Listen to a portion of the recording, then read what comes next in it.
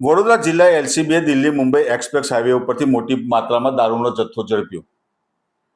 વડોદરા જિલ્લા એલસીબીની ટીમ પેટ્રોલિંગમાં હતી તે દરમિયાન મળેલી બાતમીના આધારે દિલ્હી મુંબઈ એક્સપ્રેસ વે ઉપર મુંબઈથી દિલ્હી તરફ જતી ટ્રેક ઉપર બંધ બોડીની ટ્રકમાં છુપાવીને વિદેશી શરાબનો જથ્થો જઈ રહ્યો હોવાની બાતમી અને હકીકતના આધારે પોલીસે તપાસ કરતા પોલીસને મોટા પ્રમાણમાં વિદેશી શરાબનો જથ્થો ઝડપી પાડવામાં મદદ મળી છે.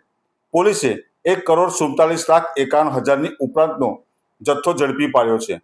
પોલીસે રોકડ રકમ, મોબાઈલ સહિત કુલ મુદ્દામાલ 1,62,56,360નો કબજે કર્યો છે.